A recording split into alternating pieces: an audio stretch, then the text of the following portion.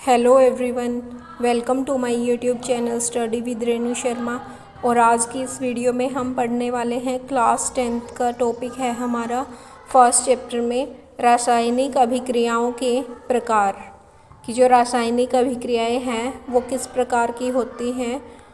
तो सबसे पहले हम इसका ये कुछ बेसिक पढ़ लेते हैं। देखो, रासायनिक क्रिया के समय किसी एक तत्व का परमाणु दूसरे तत्व में नहीं बदलता है, न तो कोई परमाणु मिश्रण से बाहर जाता है न ही बाहर से मिश्रण में आता है।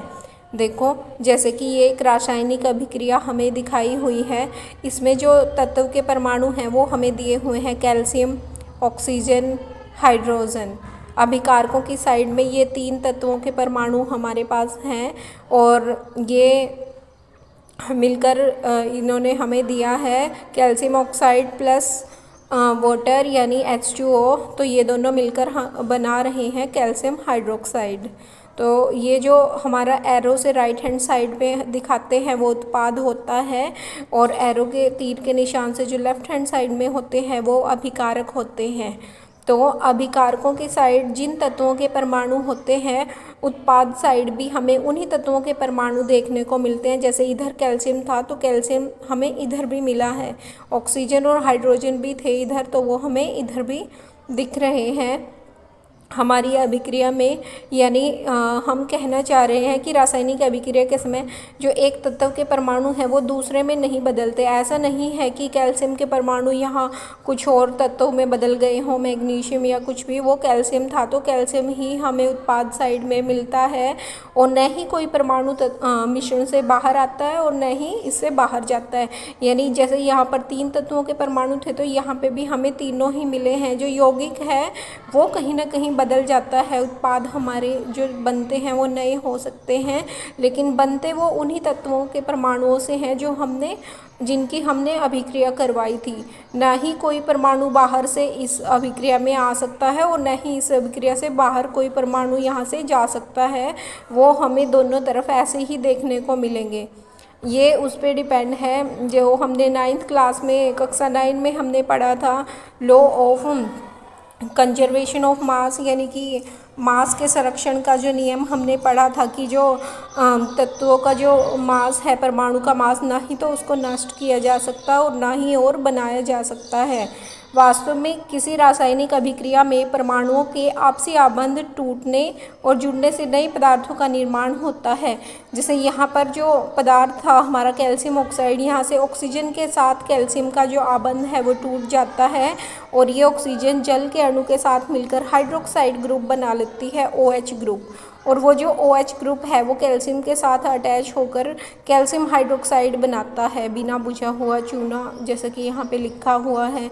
यानी यहाँ से बॉन्ड टूटते हैं और उनमें कुछ नए बॉन्ड बनने से हमें नए जो पदार्थ हैं वो देखने को मिलते हैं। आगे हम पढ़ते हैं संयोजन अभिक्रिया। जो सबसे पहली हमारी अभिक्रिया है वो है संयोजन अभिक्रिया, कॉम्बिनेशन रिएक्शन भी इसको कहते हैं। जैसे कि इस अभिक्रिया के नाम से ही हमें ये अंदाज़ा लग रहा है कि इसमें संयोग होगा, कंबाइन करेंगे हम इसमें 2 पदार्थों को। जैसे ये वाली रिएक्शन इसमें दी हुई है, कैल्शियम ऑक्साइड जल के साथ तीव्रता से अभिक्रिया करके बुझे हुए चूने का निर्माण करता है। यानी कि यहाँ पे हमने 2 पदार्थ लिए थे, कैल्शियम ऑक्साइड और वाटर, इन दोनों ने मिलकर के कैल्शियम हाइड्रोक्साइड बनाया है। यानी इन दोनों का संयोग हुआ है, इन दोनों के संयोजन से हमें एक उत्पाद मिला है। तो वो ये एक संयोजन अभिक्रिया का उदाहरण है। इसके लिए इसने ये एक क्रियाकलाप भी हमें करके दिखाया है। देखो, एक बीकर में थोड़ा कैल्शियम ऑक्साइड तथा बुझा हुआ चूना लीजिए, इसमें धीरे धीरे जल मिलाई। यानी एक बीकर में हमें कैल्शियम ऑक्साइड लेना है और उसमें धीरे धीरे करके हमें जल मिलाना है। और क्या इसके ताप में कोई वृद्धि हुई, कोई परिवर्तन हमें देखने को मिला है? तो हम इस बीकर को टच करके देखेंगे। सबसे पहले हमने इसमें कैल्शियम ऑक्साइड लिया, धीरे धीरे करके हम इसमें बाहर से जल डालेंगे। एकदम से हमें नहीं डालना है क्योंकि ये जो अभिक्रिया है एकदम तीव्र होती है और इसमें से जो ऊष्मा है वो उत्पन्न होती है, जिससे बीकर का जो तापमान है वो बढ़ जाता है। और जब हम इसको टच करके देखते हैं तो ये हमें पहले से थोड़ा सा गर्म फील होता है। देखो कैल्शियम ऑक्साइड जल के साथ तीव्रता से अभिक्रिया करके बुझे हुए चूने का निर्माण करता है। पहले ये जो कैल्शियम ऑक्साइड होता है बिना बुझा हुआ चूना भी इसको कहते हैं, तो जल डालने से ये बुझ जाता है और जो नया उत्पाद बनता है वो होता है बुझा हुआ चूना। इस अभिक्रिया में कैल्शियम ऑक्साइड तथा जल मिलकर एक ही उत्पाद बना रहे हैं। देखो जो अभिकारक थे वो 2 थे, हम 2 से ज़्यादा भी यहाँ पे ले सकते हैं, लेकिन जो उत्पाद बनेगा वो एक ही बनेगा। तो जब 2 या 2 से अधिक अभिकारक मिलकर एक उत्पाद बनाते हैं, ऐसी अभिक्रिया को हम कहते हैं संयोजन अभिक्रिया। इस अभिक्रिया में ये जो उत्पाद हमारा बना है बुझा हुआ चूना, तो निर्मित बुझे हुए चूने के विलयन का उपयोग दीवारों पर सफ़ेदी करने के लिए किया जाता है। कैल्शियम हाइड्रोक्साइड वायु में उपस्थित कार्बन डाइऑक्साइड के साथ धीमी गति से अभिक्रिया करता है और दीवारों पर कैल्शियम कार्बोनेट की एक पतली सी परत बना देता है, जैसे कि इस रिएक्शन में हमें दिखाया है। अभी हम कह रहे हैं कि ये जो उत्पाद हमारा बना है कैल्शियम हाइड्रोक्साइड, उसका उपयोग किया जाता है दीवारों पर सफ़ेदी करने में। जब हम इसको दीवार पे इससे कर देते हैं लेयर, दीवार पे इसकी एक लेयर हम कर देते हैं, तो 1-2 दिन के बाद क्या होता है, हमारे वायुमंडल में जो कार्बन डाइऑक्साइड होती है वो इसके साथ रिएक्ट करती रहती है और उसका जो कलर है वो वाइट होता चला जाता है, उसमें थोड़ी चमक आ जाती है। वो किसकी वजह से होती है, क्योंकि एक उत्पाद का निर्माण हो जाता है कैल्शियम कार्बोनेट हम जिसको कहते हैं।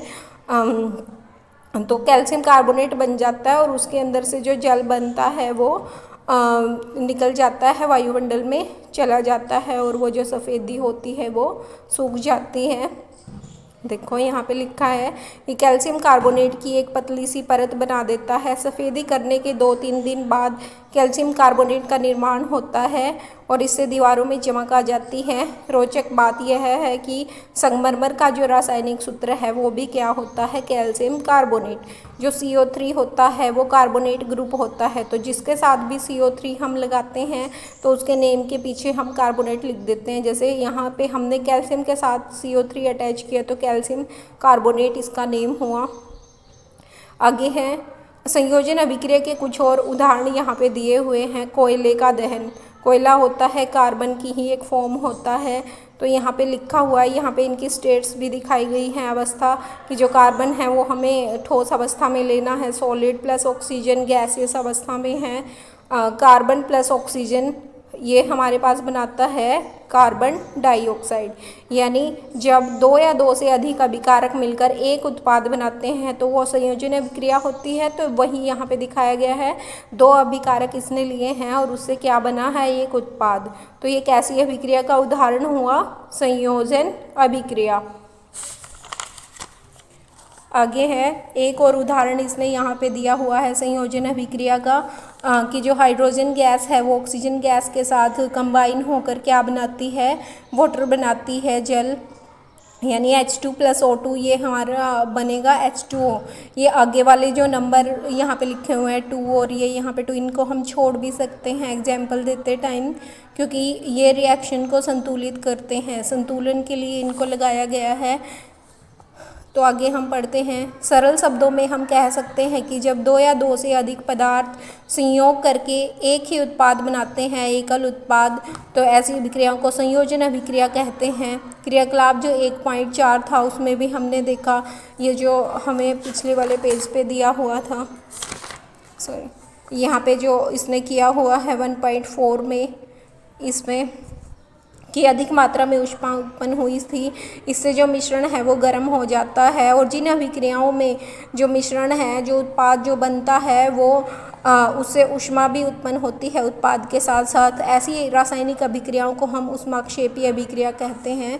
जैसे कि यहाँ पे ये जो पिछले वाला था ना, ये 1.3 यहाँ पे है शायद, तो 1.3 में इसमें क्या हुआ था, कैल्शियम ऑक्साइड ने जल के साथ अभिक्रिया करी थी और कैल्शियम हाइड्रोक्साइड बना था, प्लस यहाँ पे क्या आएगा, ऊष्मा आएगा, साथ में ऊष्मा भी यहाँ पर कुछ उत्पन्न होती है।